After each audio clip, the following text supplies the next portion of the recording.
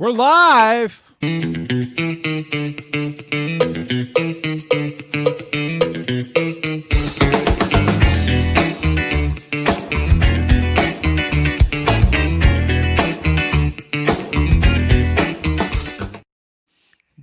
we are. I get to see a little tiny picture of TVA just bobbing his head. That is a baseline you can take for a walk. That is nice.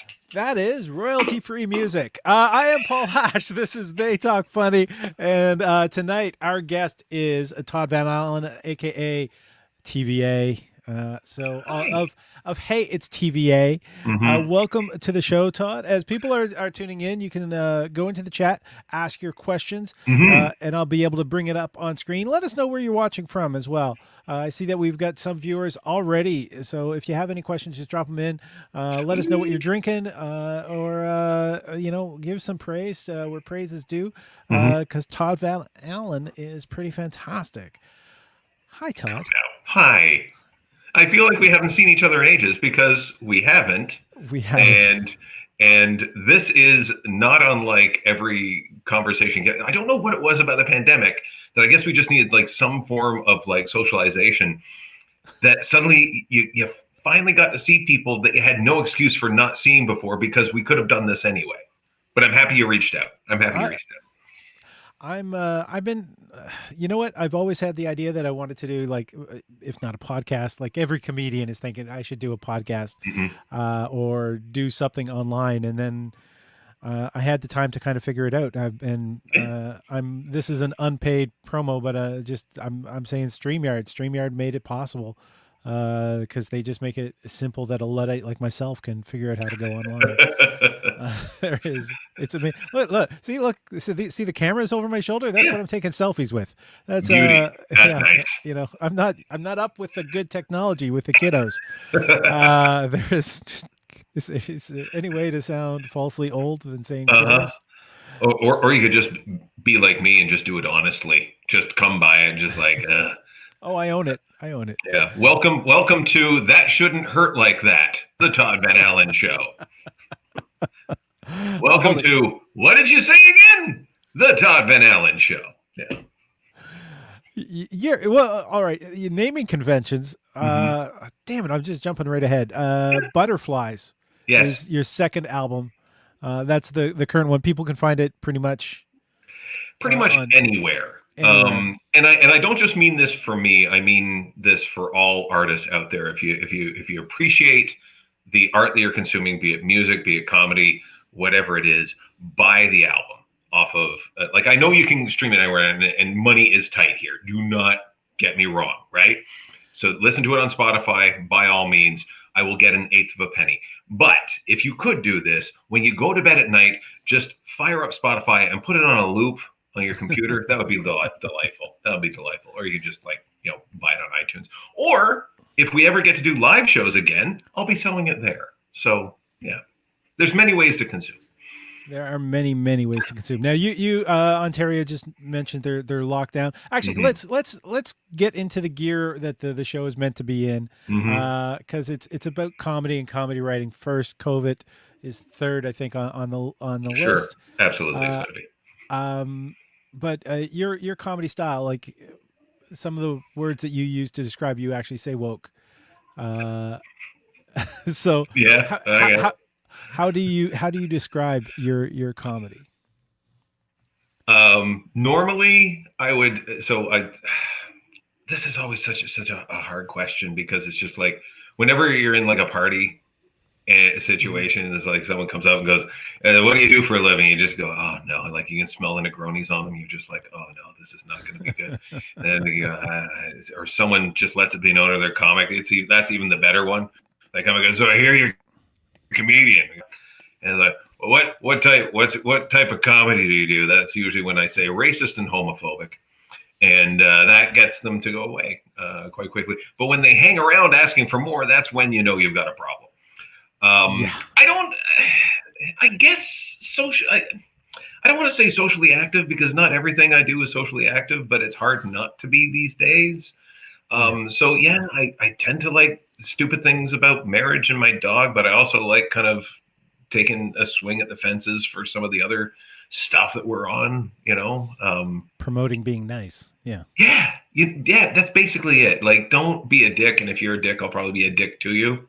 It's that sort of thing. So yeah, like that's always such a loaded question of like, what's your style of comedy? Like, I just wish I was a one-liner comic, so I can just do one-liners and then I'm done, as opposed to like, sometimes it's a story, sometimes it's a rant, sometimes it's a pun, and we hate those days. But it is what it is.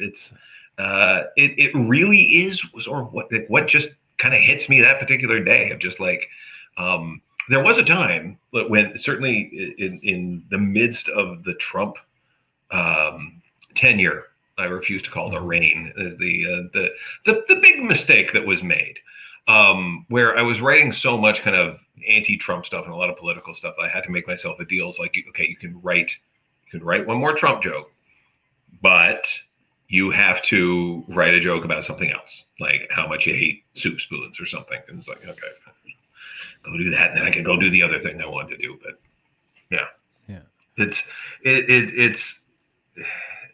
always, that's always a hard question for me to do. I'm always just like, you should just see me, and you'll see that it's, I don't know, I do me comedy. Yeah, listen to me on Spotify. I'll get an eighth of a penny. Yeah, just go do that. Do that. Why should I perform for you right now? Yeah. The old Sandler line of you're a comedian. Tell me a joke. Oh, I'd hate to see what happened when you meet a proctologist. Beautiful. Yeah. And to get to puns, back to puns, they are the lowest form of humor until you get the chance to use one. Right. I wish I could remember who that quote is from, but that is. I'm gonna guess someone British. I would probably over 100 years ago. So it's sure. Yes. Yeah. It's the Brits love puns. They love them. And I don't know if you've had the opportunity to have David Green on this show yet. He is wonderful. He's out of the Niagara area. Okay. Emigrated from the UK. And boy, oh boy, if you like puns, you're going to like this guy. And boy, oh boy, if you hate puns, you're still going to like this guy. Because it's unrelenting. And just round after round after round of puns. Like, and it's wonderful watching him perform, because you can see half the crowd go, I hate puns. I don't want to be a part of this. And you can just see the expression on David's face from the stage going, this is what you're getting for the next 20 minutes. So strap in. And so you can see the room change its timbre of like, okay, how is he going to do this? And it really works out. How can he keep it up? It's just, at that point, it becomes an endurance thing of how many puns can they get. Absolutely. Yes. Brilliant. Now, that's another, you just kind of mentioned, like, have I done this? I'm just going to pop this in front of us for a second. This is only the 33rd episode that I've done. You've got 20 years of comedy above, or 20 seasons of comedy above the pub. Yes. Now, how long is a season? Are you basically half a year? Half a year. Yeah, basically half a year. So it's 25 episodes. And the reason we chose 25 episodes is because when we started doing the podcast, we didn't have many people to we were just trying to figure it out ourselves. So we did, of the TVA podcast, which was kind of like a mishmash of radio spots I was doing for Bob FM in Brockville and Drive FM in Kingston, to interview show, to back to these spots. Like it was all kind of all over the place. And we did 201 episodes of those. 201. Weird. Why we picked 201? It wasn't 200. I don't know. So we can say over 200 episodes of the TVA podcast. So then we did Comedy Above the Pub, which was it was branded after a comedy show that I was doing that was above a pub in Toronto. And it was like a booked open mic, effectively. Right. So we would get in comics and we would do that. And oftentimes I would have a comic that was booked on that show, and we'd come in before the show started, record their episode of the podcast, and then do the comedy show afterwards. And the that lasted for about a year and a half, 2 years, and then the bar figured out they could make more money from bootleg poker than they could ever make from my show. So then I was shown the door. So we just moved the show into my house, effectively. So when we were starting out, like there were very few podcasts out there that sort of had the same sort of structure and style that we had, and the one that we kind of templated off of was Never Not Funny with Jimmy Pardo. And he did this very thing of like 25 episodes per season, and then you take a break in between, and then you do another 25. And we just looked at it and went, I guess that's what you do. He's doing it. I guess that's how it's done. So we'll do that. And so so this has sort of followed us along. So, we've now hit, so I guess it would be about 10 years that we've been doing this particular podcast. I think we've been podcasting for like 12, 13 years in total. So wow. Basically what that means is I will never be running for public office, because at some point there will be an intern that goes, he said something really awful here, and it will not have aged well in a decade, and that will be the end of me. So yeah. Yes. Yeah, understood. We got some new people joining us. If you want to ask any questions of TVA or Todd Van Allen, please just post them in chat. We can bring them into the stream so everybody can watch.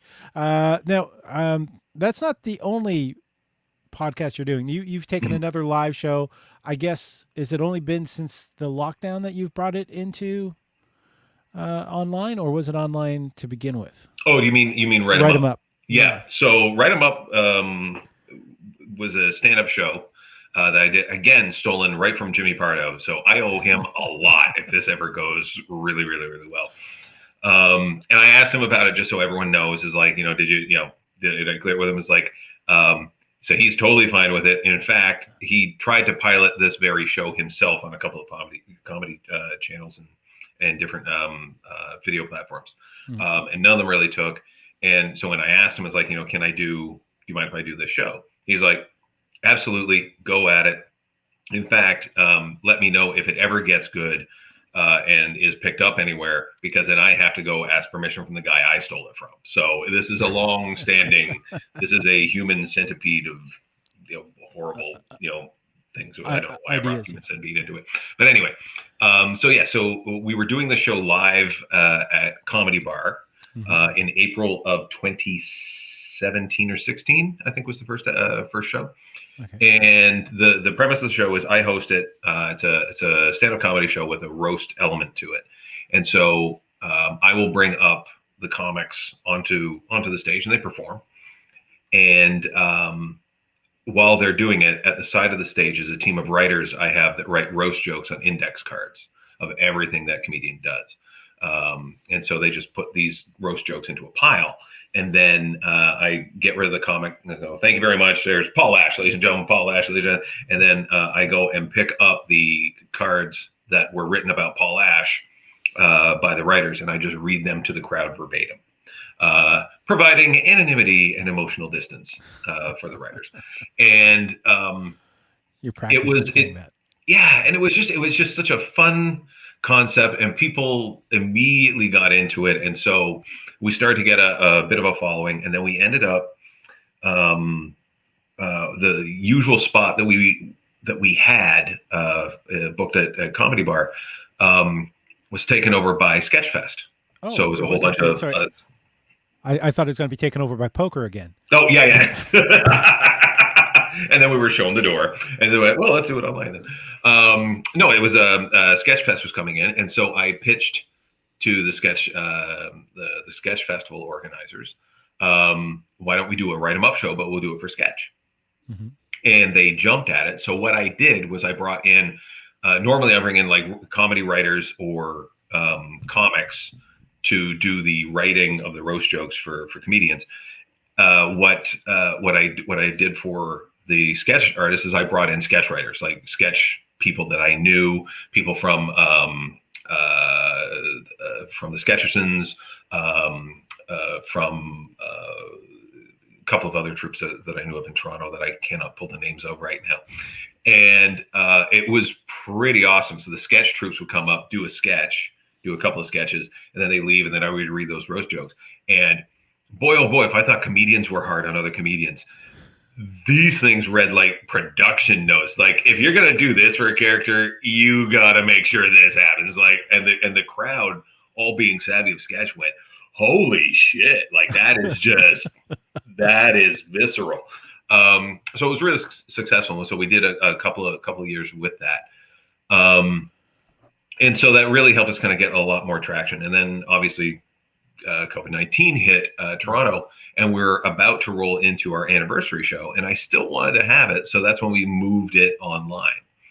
And that actually has been kind of cool right now. So we've been able to actually do the show online, and I can get comics from anywhere. I can get, like, I've had comics from LA and Vancouver and stuff like that. I've had writers from everywhere as well, and we all kind of congregate in the same Zoom room when we put on this show. And so it's really great. And we just ask, like this show, we ask for donations, and people have been really accepting of it. So ideally, I would love to get back into a room with a wall and an amplifier and like chairs filled with people.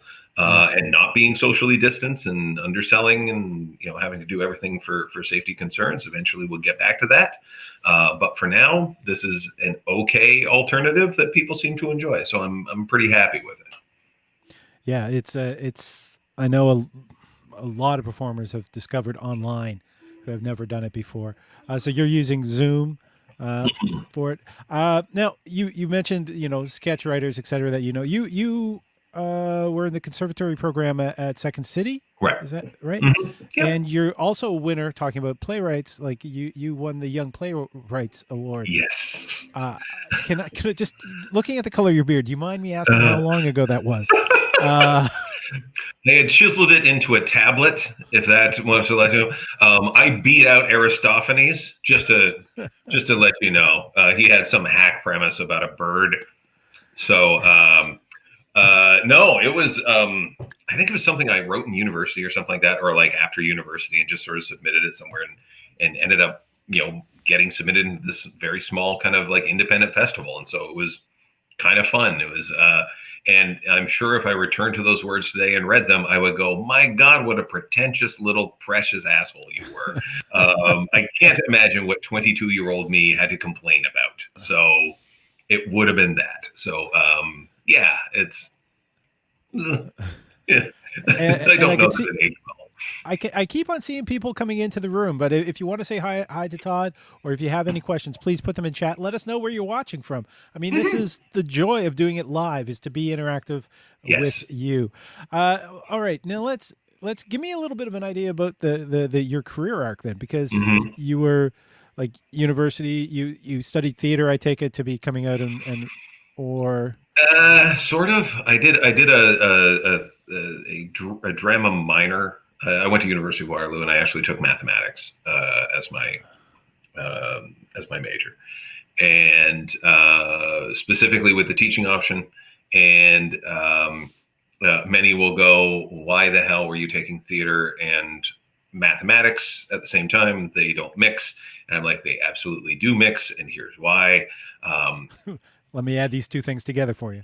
Yes, exactly. So basically, if you look at mathematics, right? There's a universe that you create, and then inside that universe you have actors, right? That kind of play together.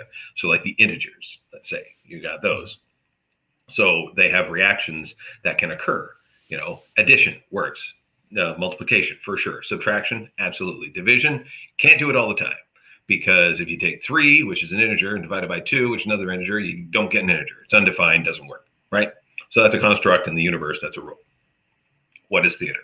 Theater is you create a universe. You create characters, and they have reactions in between the characters. So if you've got this Victorian setting room with Lord Algernon and Lady Thisbe, enjoying a cup of tea, and a guy in a space helmet shows up, that doesn't work. It's undefined.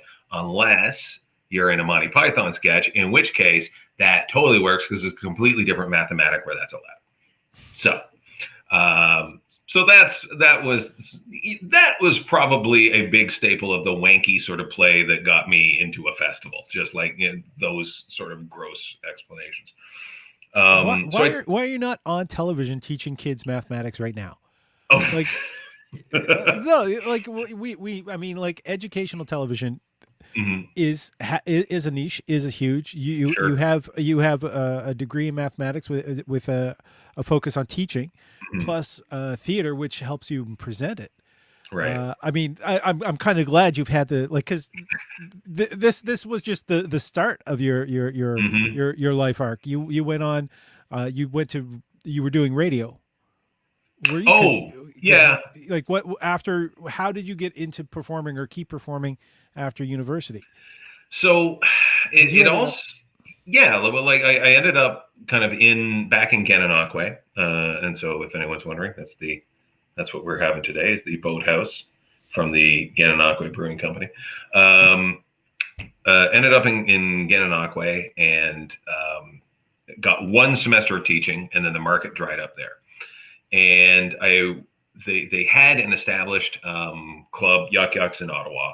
mhm, Um, and that was the only one that was even close to me at mhm. that point. So I would drive back and forth to go and do shows there, and any sort of one nighters that I could get along the way, I would do that.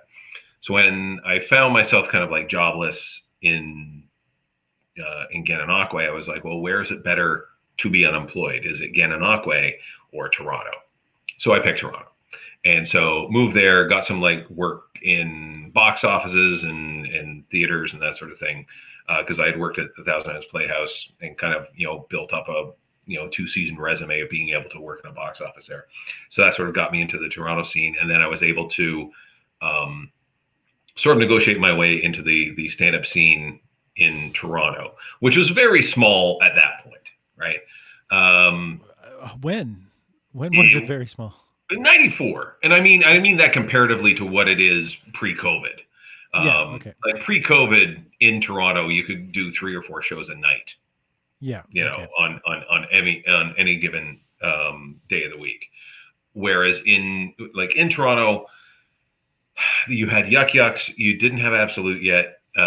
You would have had Laugh Resort. um, Laugh Resort would have been there. Spirits by hosted by Joanna Downey. Yeah. You would have had Neil Muscat had a couple of rooms. He had Oasis and another couple of, but they were kind of sporadic. Like Yeah. like Yeah. I arrived in like '97. Ari Cazell mhm, had Einstein's, yes, which was very established by that point. I mean, it was, correct. uh, but yeah. Yeah, So I always forget about Einstein's, and it's a shame that I do because so many lessons were learned in that room. So many lessons. Uh, maybe that's why you forget it. Maybe that's exactly why. And if Ruby was here going, "What about Einstein's? How come you don't?" Okay, there's a. Um, uh, for those who don't know, Einstein's was very. I would call it a antagonistic room, where you would use that room to figure out, is this joke anything? Like, can Mhm. I? It's been working elsewhere. Will it work here? And that really was sort of like the proving ground for that place. Yeah. Yeah. It's a student pub where the beer Mhm. was cheap, and Yes.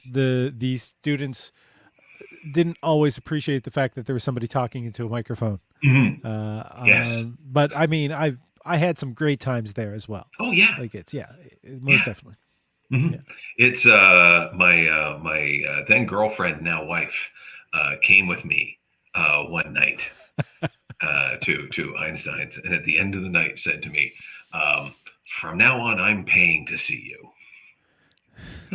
I took that for the compliment that I think was intended. It's like, okay, but that's not what it, like. To be fair, like that's not what Einstein's was for. Einstein's No, was a no. room that you went at. Like some of my favorite rooms in Toronto were not the best rooms, like in Mm. terms of like crowd reaction or anything like that. Like you'd use it just to really see if you've got anything, because if you can make this room go, Pay then you attention. Yeah. go, well then I have something. One of my favorite rooms in the city, I heard it just recently closed down, was Groove Bar Mm. in the East End of Toronto, and it started at like 10 o'clock on a Thursday, and it took you forever to get out there on the subway, and you were interrupting people watching the Leafs lose, like that's all you were doing, and they didn't want you there. The owner was Rob was great. He appreciated having the comedy there because he liked hearing it, and it was I would do the show for him if no one else, and it was I'd always make sure that I had something that would be new for him, so he could go, okay, that was all right, and it's just it like I love those rooms. I love rooms where no one cares, because that's where you can really sort of try. Oh, no one cares. Let's try this, and see where it goes. Every scene has it. Every scene, every good scene has that room. Like Grumpy's in Montreal is an institution. Or was pre-COVID. So we'll see. We'll see what's gonna happen. So you got into theater and comedy coming into Toronto, but what was the connection with doing the radio spots for? Did you say Waterloo and Kingston? Brockville and Kingston. And so this was while I was doing Comedy Above the Pub, the stand-up show at the bar in Toronto. I had done the way it kind of started is I was doing this one-nighter show on a boat that was sponsored by Bob FM in Brockville. And I am no stranger to boat shows. You just kind of fight through them and you do them because you're always talking over the scenery, which is always more gorgeous than you because it's the Thousand Islands, and the dull hum of the boat motor, which is just omnipresent. So you got that going for you. So there was a bunch of us that were on this show, and I ended up talking with a few of the people who were doing the morning show at Bob FM. And they were like, would you be interested? Because, I was, they found out I was a local boy because I grew up in Gananoque. It's like, would you want to do like a radio segment with us, like Thursdays in the morning? And we'll do like a spot where you just like, we'll do like, you come in and basically I was doing panel. I would come up with like these jokes in advance, and they would go, hey, Todd, I hear, I don't know if you saw this, but Justin Trudeau said blah. And I went, well, that's interesting because Justin Trudeau wasn't even a thing at the time that I started this, but whatever. And so we would just like, do the thing. And so they basically they would pitch me ideas about jokes they would want to hear. And then I would write jokes to that. And then we do them in the morning. And then they would record those and we would take those and do the, we would release that as a podcast episode on the TVA podcast. And so that really helped me because it was new jokes I was writing every week.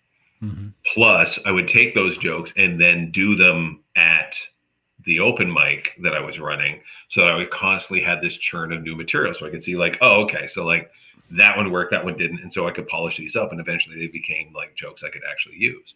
And so having that churn, having that throughput really sort of helped. And then one of the guys that was part of that morning crew moved to Kingston to do Drive FM. And then went, well, I need material. Hey, Todd, can you help me Thursdays in the afternoon? So I'm like, okay, fine. So then I would do the Thursday drive spot with him. And so we would do basically the same thing. He would pitch me ideas and I would do the jokes for him. So. Okay. This is kind of, I apologize for the question if you don't want to answer. No, that's fine. Were these guys getting you to work for free or? Absolutely. So you were basically added value in. Like AVI to these DJs. Yes. Okay. Yeah, at least get hooked up with concert tickets or something.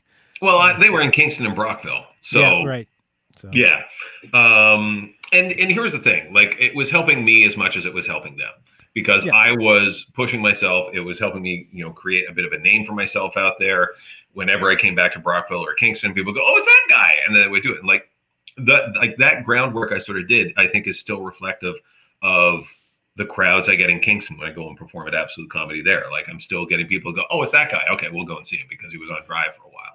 Yeah, it's also you really worked on your branding, like TVA. Hey, it's TVA. That's right. I mean, like that's everything. That's your website. Yep. That's you on Instagram and Twitter. It's hey, it's TVA. Yep. Now, do you have any regrets or anger over the French TV stations? No. As a matter of fact, every time friends of mine are in Montreal or anywhere in Quebec that TVA is around, they always send me pictures of it. and just like, hey, Todd, look at this. It's like, yeah, I get no money for that. That's fine. By the way, hey, it's TVA was a slogan written by a guy who thought he was going to be way more famous than he is right now. That was initial marketing that we thought, oh yeah, this is going to take off. What's a TVA? No, that's over here. That guy really loves the Tennessee Valley Authority. Yeah. It works, and it works for you because it's catchy and it sticks in people's minds. It's got a good rhythm and a rhyme to it. And you had your first podcast being Hey, it's TVA. Yeah. And then you went into Comedy Above the Pub. Now That's right. Jimmy Pardo, who you mentioned him as the influence and inspiration for that, as well as for Write 'Em Up. You've actually had him on as a guest. You've not just asked his permission. You've had him present. Oh yeah. Yeah. Yeah. Whenever he came to Toronto, I would always I would try and host the shows for him, or like, just come on and do some time before he goes up and does his wonderful magic that he does. He's just such a funny guy. And it was kind of cool to hang out with him. I mean, I asked him if I could do Write 'Em Up while we were watching the Jays game. We went out because he's got time to kill on a weekend. He's like, I know you like baseball. You want to go? And he's like, I might only last 5 innings. And I go, I don't care. That's how you smoke a cigar. Yeah. It's a piece of philosophy that I got on a tour we took in Cuba of a cigar factory. There's all kinds of spots, but kind of one of the key points on this tour was the cigar factory. And it was a small tour group, and one in our number, as we're watching these people in the factory kind of hand roll the cigars, and it's really an interesting thing to see them do, asked the tour guide, when do you know to stop smoking a cigar? And everyone in the group just went, finally, someone's asked this. Okay, here we go. There's the knowledge we've been looking for, because we don't know when to stop. Tell us when to stop. Like, what do we do? And the tour guide just kind of cleared his throat, and everyone leaned in to hear the knowledge. And he goes, you stop smoking it when it tastes bad. What? He's like, yeah, just stop when it tastes bad. Why would you do something you don't like? Right? So if you start with a Lancero and you only like that much of it, stop. If you like it all the way, smoke it all the way, but stop when it tastes bad. It's like, well, how do you know when it tastes bad? When it tastes bad to you. Stop that. So when Bardo said, like, I might only last 5 innings, it's like, that's where the cigar ends. That's fine. Let's go. Yeah. It's the best piece of advice I ever got in my life was at a cigar factory. Stop doing things that don't feel good. It's the best. That has been my advice to people doing comedy as well. Yes. Stop when it feels. Stop right. When it doesn't feel good. I would like to add to that. Not only stop when it feels good. Stop when it feels bad for other people. That would be something. People wouldn't do more than one show. Yeah. I mean, you are blowing the smoke right in my face, and it's awful. And this smoke hasn't changed in 2 years, so I might suggest that you stub that out. Maybe move to a cigarillo or chewing tobacco. How about that? Yeah. Something with less range. You know what? I've been seeing people popping in. We've had people watching for a good while. No one's been commenting, so I'm not sure why. Just as a reminder, there is a new YouTube channel. So if you're watching it on Facebook, you can switch over. So it's going to be dedicated to just comedy writing, those kind of things. So you can go and you can click on that. But there are some people who are watching this on Periscope/Twitter, which is ending. So keep following the Polished Comedy on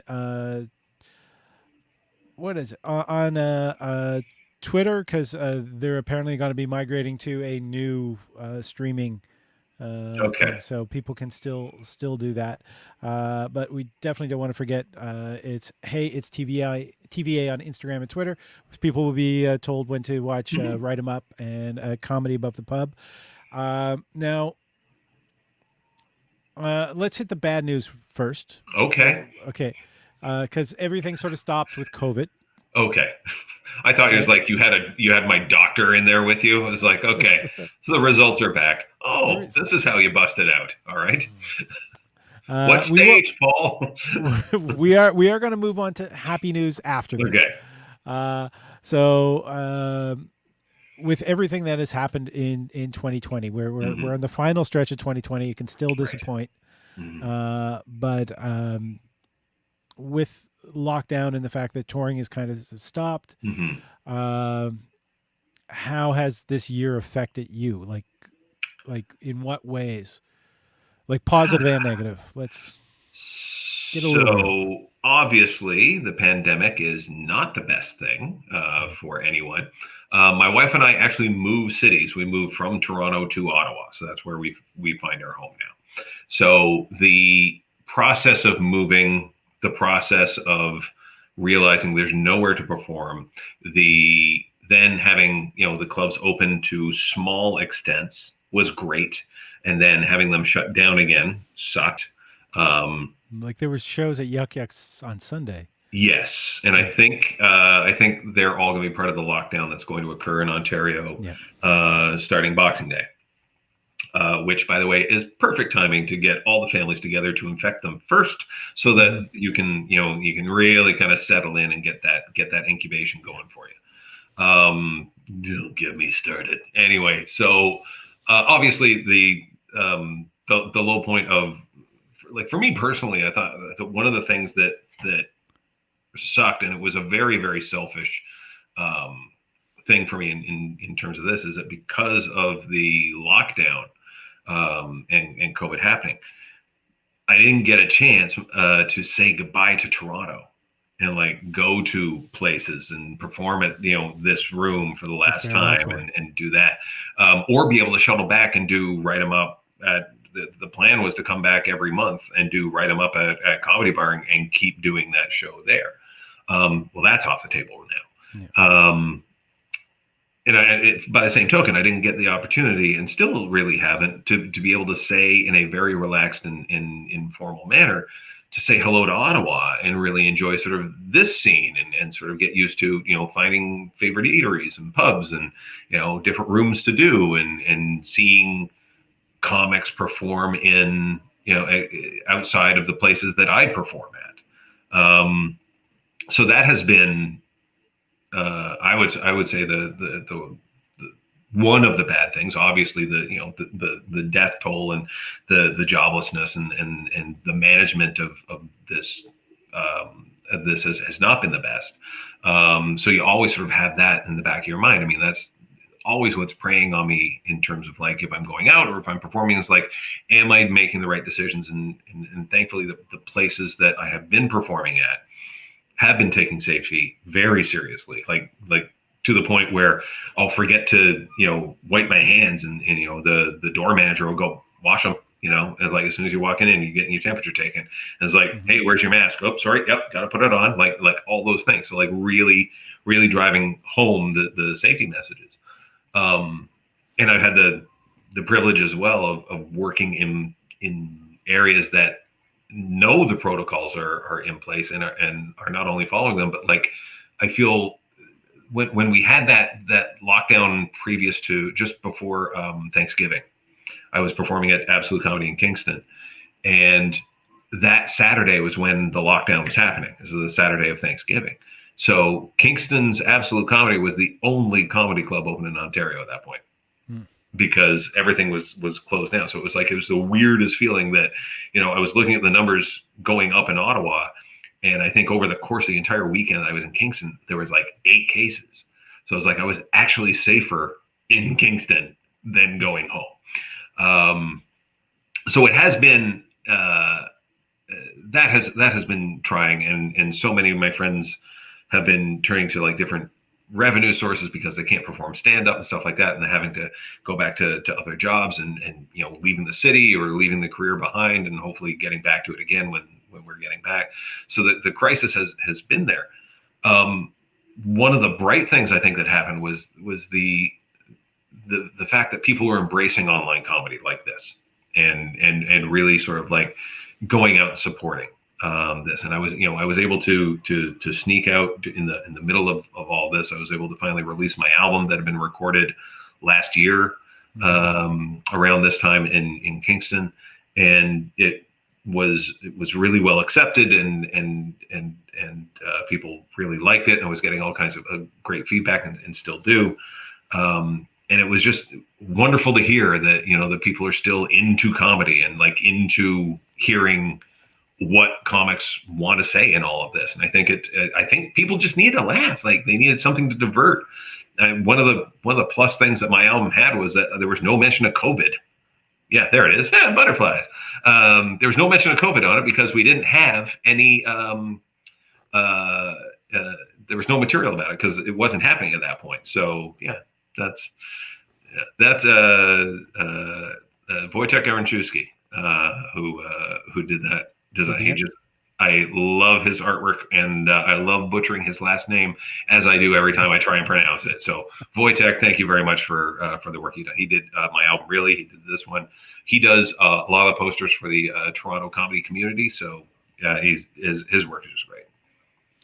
So that's you can find that on heyitstva.com. There's an entire link there. It just says buy the albums. So that is there. Now, beyond COVID, another big cultural thing that has happened this year. Cultural is probably the worst way to put it, but the Black Lives Matter movement with George Floyd and everything that happened. As you're no stranger to doing political, having political references into your comedy. Do you think that this is going to be sort of a major shift or change, or do you think it's more of a blip? I don't think this can be a blip, and I think the fact that everyone was mobilizing, even though this pandemic's going on. Like when the pandemic's on, and they were telling people to stay in your house or you will die. Right? There's a chance that, and if you don't die, someone you care about could, just by you passing on the virus to them. And the fact that people needed to take a stand, didn't want to, needed to, and to go out and protest and do it peacefully and make their voice heard is staggering. And for that reason, I don't think this can be. And like when you look at like what the NBA did in all of this to like help promote it, help provide a base camp basically for the media push out there, and to listen, to boycott, to like they were ahead of so many things. Like I remember being one of the last shows I did was Betty's Corktown Comedy, run by Brian Coughlin, doing their anniversary show. Yeah. And at the same time, like everyone was making jokes about this COVID thing. It's like, oh, I don't know, this thing coming over from China. Because no one knew. We were stupid. We didn't know. Yeah. And every one of us got the same notification on our phones saying the NBA has canceled everything. We're like, oh, maybe now we have to start taking this seriously. And that's when we literally did. So I can't help but think that this is going to push people in the direction that they've needed to be pushed in for a while. Now, I need to probably confirm this, but I heard that the NBA Players Association have agreed that there's not going to be any more BLM, Black Lives Matter protests during games. Okay. Nothing on jerseys, no masks stating it anymore. That it was too distracting to the fans of the sport. Oh, that's a polite way of saying it. Okay. Yeah. I know a few people who have said, oh yeah, I don't watch the NBA anymore because it's too political. Well, everything is political now. There's not one thing you can't buy a sandwich without there being some form of policy statement against that. So I get it from their standpoint. I understand why that has to be done. It saddens me that they have to. But hopefully the work will continue outside of it. Just because the NBA is not doing it doesn't mean that we can't be active. That doesn't mean that we can't push it out further. One of the shows that I do is a video podcast called Upload, and it's me, with Bobby Del Rio, who is Asian Italian in background, Lewis Taylor and Andrew. It's hosted by Andrew Moody, and both Lewis and Andrew are black actors. Lewis, I think, is retired from acting, but Andrew Moody is a award-winning playwright, an actor. He's been in all kinds of things. You get to see his head explode in The Boys. It's pretty cool. But it's wonderful. It's a roundtable show where we talk about the world kind of through the prism of racism. And as the middle-aged white man who basically provides the safe haven for white people to enjoy it in, I spend a lot of my time listening. And just like, when they say, "What do you think, Todd?" I go, "This is not my time to talk. Mm-hmm. You guys go. It is my job to listen right now." And I just crack wise and make my armpit humor and try to bring levity to the proceedings. But at the end of the day, we are dealing with heavy subjects. We're dealing with the murder of George Floyd. We're dealing with the disenfranchisement of millions of black voters in the U.S. and how to turn that around and talk about, we talk about the First Nations people here in Canada, doing their protests and wanting their voices to be heard. And we talk about the trans community, and it really is, it boils down to four guys, and we'll bring on guests that have subject matter expert in feminism, in terms of the LGBTQ community, in terms of First Nations issues. We'll bring these people in and we will listen. And it's wonderful to give them a platform. And it's also nice for us to, I describe the show of like hosted by a black man, editorialized by a very smart black man, counterpointed by a Asian Italian. And I'm the white guy there who's trying desperately not to say the N word. That's the show. So. Are you a fan of Uncolonized? No, what is this? I've never heard of this. It's Gavin Stevens. With him and B Black do it. Okay. So that's a podcast that's been running for quite a while. And it's great. It's great. I know Gavin very well. I'm amazed that hasn't been on my radar, but I'm going to go and look at it as soon as we're done here. Yeah, that was he was the second guest on this. So 31 episodes earlier. Sweet. Yeah. All right.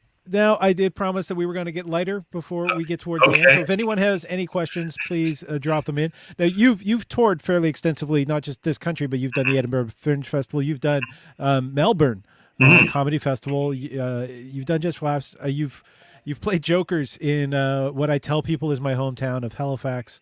Oh, yeah. Yes. Though I only visited that place. Yeah. Yeah. I love Jokers. Jokers was so fun. And one of my favorite moments is I had thrown some comment out to the crowd. I think it was about like the date that Father's Day kind of fell on, and someone raised their hand in the audience. I went, "Do you have a question?" They go, "Yeah, I do." It's like, "What?" It's like, "When is Father's Day this year?" I went, "I really don't know." And so we eventually got an answer out of the crowd. But like, it wasn't a heckle. It was like I was doing a lecture series, and this hand just kind of found its way skyward. "Can I help you, sir?" It's like, yeah. See, before I moved away, that place was called the Tickle Trunk, and I one of my most memorable nights there was watching Johnny Favorite and his swing orchestra. Mm-hmm. You know how small that stage is. Yes. Johnny Favorite and his swing orchestra was on that stage. Spilled off the stage a little bit, but yeah. Right. Yeah. So the Tickle Trunk. Yeah. It's nice. You know what? It's nice that Mr. Dress Up had a place where he could work on new material and just like, kind of workshop it and like, okay, before I take Finnegan and Casey, onto the big stage. It was a music venue, but yeah, Ernie Coombs has toured doing speaking tours at universities. So what's okay, completely distracted on this one. You're living in Ottawa now. While you were in Halifax, did anyone introduce you to the decadence that is a Donair? Yes. Absolutely, absolutely. I've been to Halifax since, and I typically try to cram about 5 to 8 of those into my pie hole before I go because they are damn delicious. They are just it's worth taking a pause on lobster just for one meal so you can focus on a donair. They're just now, so good. Ottawa, actually, the cousins of Mm-hmm. people who started the donair Okay. is Centerpoint Pizza on Bronson. So this is not a Yes. paid advertisement. No, So no, they that's have, that's what I've heard. yeah. So they have a fairly good facsimile of a donair. So you're not gonna Hmm. you can ruin your health because you look so slim and healthy, you prick. Yeah. But there is, This there's the kind of loose clothing here, Paul. That's yeah. Well, I'm this clothing started out as loose, I'm but wearing if you black. notice, It's, yeah, it's slimming. I got yeah, a fat because head as well. Look at that. so yeah, you're Todd. You stood beside me. You know that head is small. All right, all right. Black is. Why is black known as slimming when it's like no one ever considers that black holes don't have a lot of weight? Right, exactly. Yes, yes. Took me way too long to get that thought No, phrase. that's good. No, that's There. But do you have any favorite tour stories? Like some of the places that you've enjoyed being, because yeah. I usually expect people out there watching to drop some comments in, Mhm. hit us up with a question or So two. okay, so don't be disappointed by this because trust me, like regular listeners to my podcast, and I know that they're out there. I know they're listening. I see the download numbers. I get it. But when you ask them to do something, this is something like, and there's one thing that they will do, which I love that they do. At the end of every episode, I tell them to go to iTunes, find Comedy Above the Pub in the podcast section, and give us a 5. And I say, this is what every show I tell them this: 5-star rating. Talk shit about us in the commentary, right? 5 stars, talk shit about us, so that when people are scrolling through and seeing the reviews, they go 5 stars. Van Allen's a complete asshole. Like it's just like that's they like to see. Like if you like the sound of 9 cats running up a chalkboard, Todd Van Allen is the voice for you. 5 stars. Like it's just that's what I want. And our listeners, God love them, have done that, and I wish them to continue doing it in the future. Can I Pardo you on this one? Yeah, Can I'm going to copy that. So yeah, please do make it. sure you click the like, but talk Hmm. shit about it in the Talk shit comments. about us in the commentary. But if I ask my listeners to do anything else, there's like a handful of like dedicated, yep, done it, and everyone else, nothing. So do not be surprised that if people have been, oh, Todd's on a thing, we'll do this. Yeah, ask a question. Bah, pass. It's fine. They won't do it. One of my favorite things that happened in Cranbrook, BC. Mm-hmm. It was the second show of the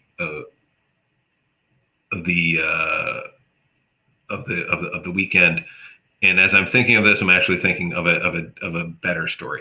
I'll just say I got heckled by a steampunk wedding.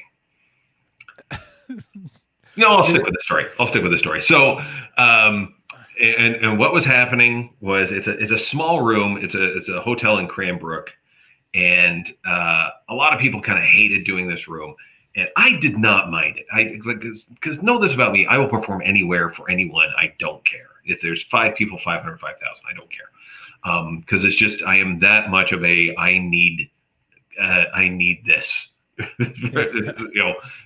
a showbiz whore that way, so I'm just like, yeah, fine. So I will. What's up? What I do?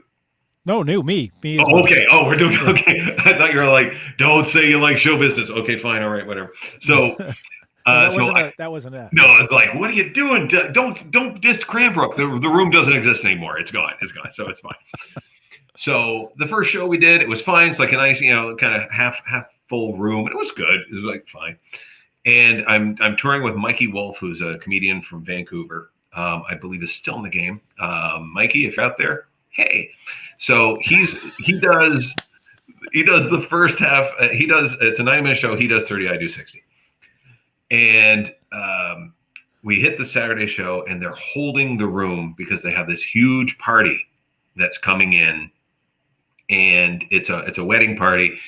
And we find out the theme of the wedding is steampunk. And we're like, okay, Cranbrook, BC, steampunk, here we go.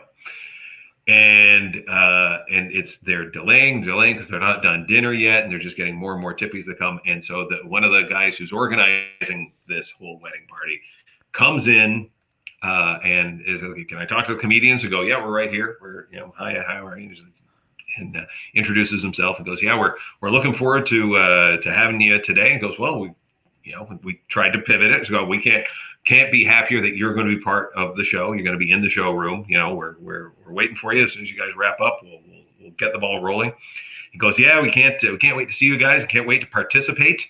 And I nipped him in the bud right there and went, "Nope, you don't need to participate at all. We got it. You just sit and laugh. You just sit and laugh." And it just, there's no trade back here. We just tell the jokes and you laugh at them. That's basically all that needs to happen. He's like, yeah, we are looking forward to it. Can't wait to participate. And I'm like, I'm going to stop you there. You're not, your participation is laughter. We get it. And so this guy keeps talking and talking. And he goes, well, and you can see he's fishing for something. He goes, I used to do comedy myself. And we go, really? It's like, oh, okay. So now we're talking to, an amigo who should know better than to heckle a performance, but okay. And he goes, yeah, I didn't do it here though. I was in Vancouver. And Mikey is from Vancouver, leaps in at him immediately and goes, "Hey, I'm from Vancouver. Where did you perform?" He's like, "Well, it wasn't comedy. It wasn't stand-up comedy." Oh, okay. So was it improv? Was it sketch? Because I know some people in those communities as well. And he was like, "No, it was more theater." I was like, "Oh, so you worked in theater there?" So, okay. So like, what production companies were you working with? He goes, "Well, it was, I was kind of like a floating actor." It's like, "Oh, so you acted and stuff. Like what sort of plays?" And so we just kept digging on this guy. And he goes, "Well, no, I was more of a lighting guy, but sometimes I'd have to, go in and like make up the numbers in the chorus." And like, okay, so he was one of the tech guys who sometimes had to be third spear carrier from the left. So that was his intro to comedy, and he was going to participate this evening. So we're like, okay, fine. Now we get you. So eventually, finally, it's like we're holding for 20 minutes. This party just kind of staggers in, and sure enough, some of them are already kind of in half costume, steampunk, like they got the goggles and like some of the leather kind of corsets and stuff like that. It's like, okay, this is weird even for Cranbrook. Because like some of the civilians are in there going, just what is this? Like, is this the show? Is like, are we performing? And so Mikey, God love him, goes up there, sticks to his time. They are not letting him get a word out edgewise, just like bam, bam. So I'm like, okay, I have to go in hot and hard. So as soon as Mikey was done, he brings me to the stage, and I just level them and just start going person by person, making fun of them. And so that kind of kept the wolf at the door a little bit, and I was able to do some jokes. But sooner, by the 3/4 mark of my hour, the liquor had really gotten the best of them, and just like, it doesn't matter now that this guy's going to make fun of me. And so they just will not let me finish a joke, just are not letting up. And so like I tried 3 times to get my closer out. And then at the 3rd time, I was like, "Thank you, good night." And I ran to the door at the back of the room. And I was like, I am going to get out of here. Because normally we would like hang out with the audience and like, chat with them and stuff like that. And I have met one of the comics in the Toronto scene, Katie Westman, I believe is her last name. Yes. She was one of the people that I met at one of those shows in Cranbrook, and she just asked me a whole bunch of questions about comedy. And she ended up in Toronto doing shows. I've had her on Write 'em Up, and she's great. And just like having those conversations afterwards of like talking about comedy and stuff like that, like I will do it forever. And so that's the thing I love doing. These assholes in steampunk costumes, I was like, fuck this, and just ran. And so I was like, I gotta get out of here. We're gonna find some place and have drinks elsewhere. And I realized, oh shit, Mikey's still in the room. So I doubled back and went, Mikey, and they're still like settling up their receipts and stuff like that. I go, grab your coat, come with me. And so we left, and Mikey's like, I have never seen you leave a room so quickly, because he had been on this tour with me the entire time. I was like, yeah, we are not hanging out with those jerks. and we called the bar that we had dinner at and said, "Hi, are you guys still open?" And go, "No, the kitchen's closed." They go, "We don't need your kitchen."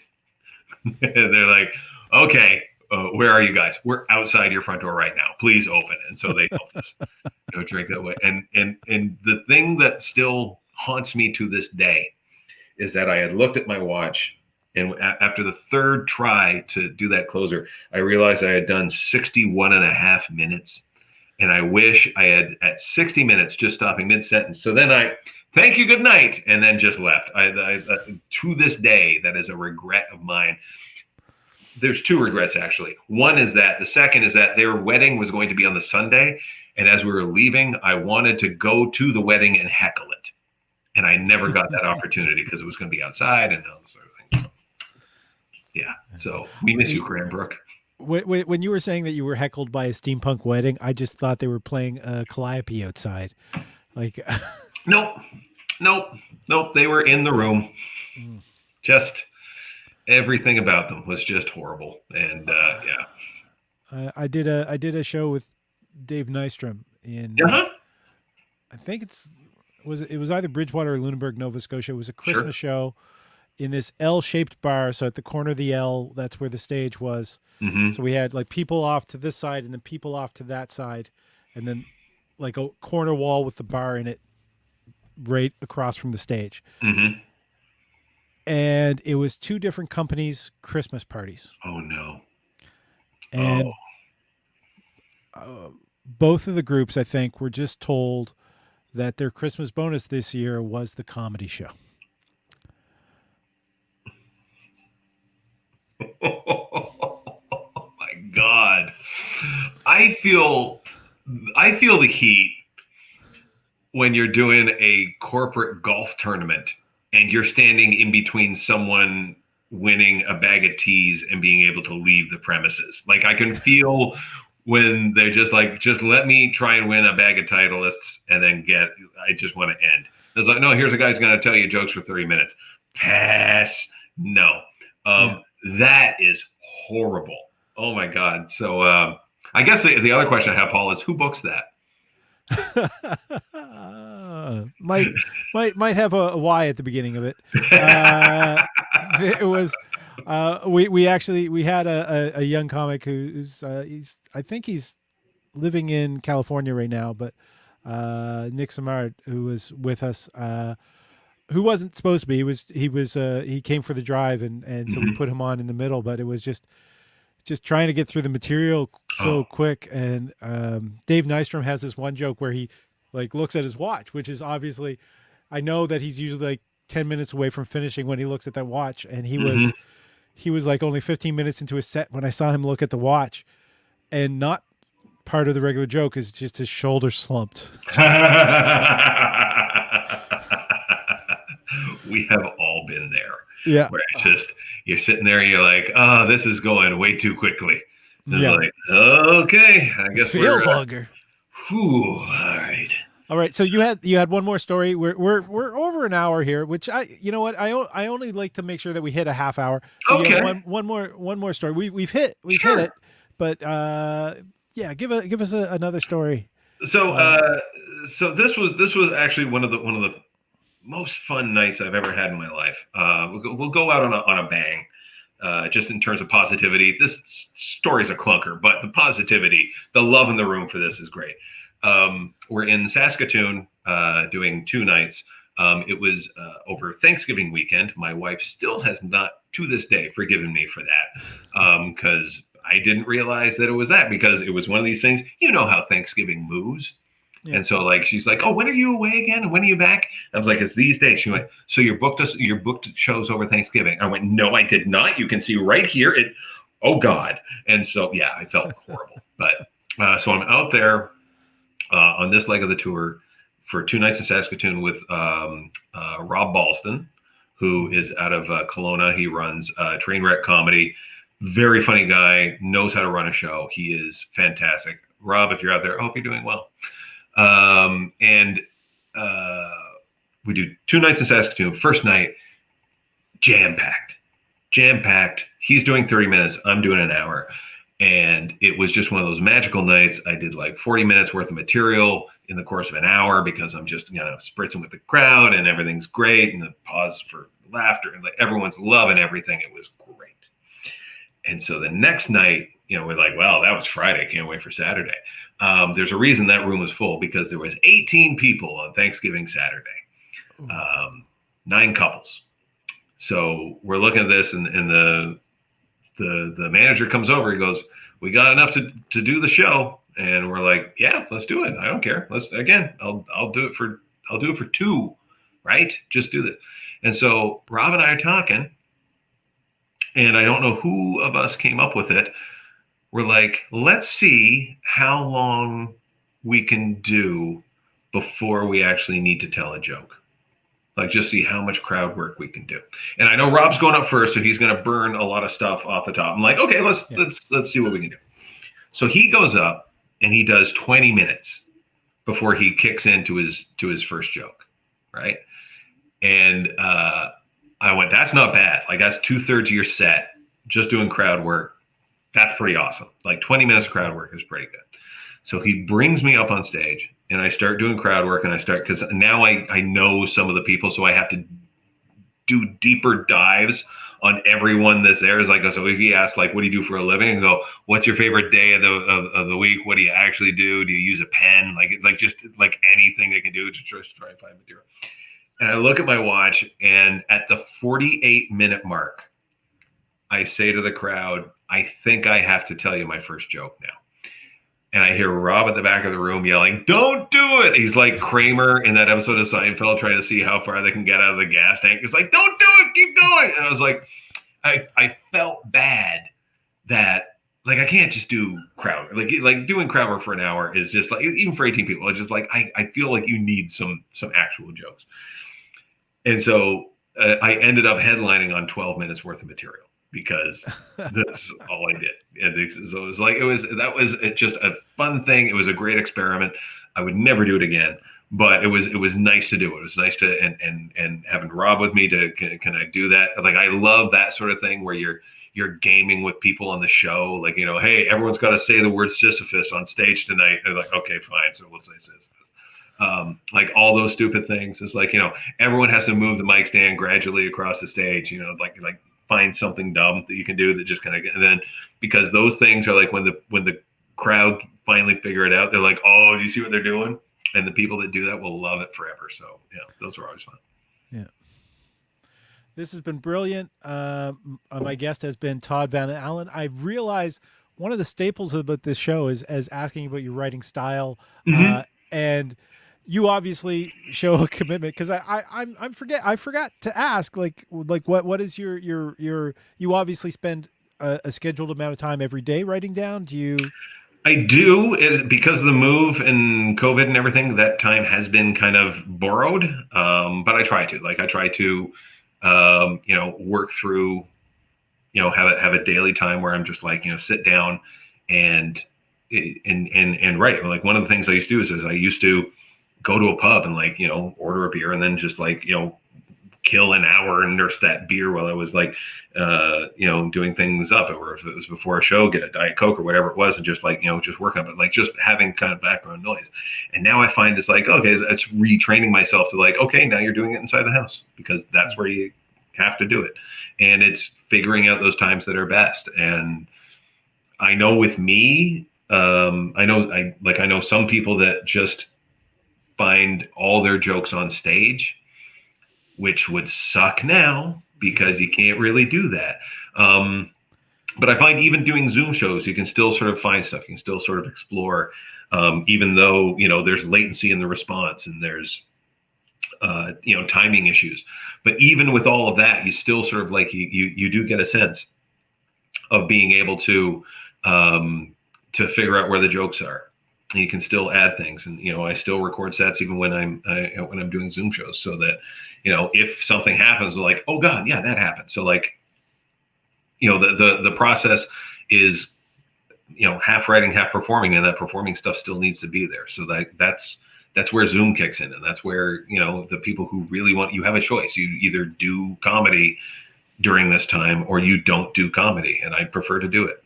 And, if it means standing in front of a green screen in my basement, then that's the way it's going to be. And we'll figure it out from then on. If it means doing it in rooms where, there's a quarter of the capacity and they're spread out all over the place and I'm talking behind a plexiglass screen, that's the way it's going to be. It's the same for everyone. So, this isn't punishment for you, Todd. It's punishment for everyone. So make the best of it. And so, that's what we can do. And that's what we can look forward to in 2021 is just making the best of it and really supporting everyone that we can. So that's the hope.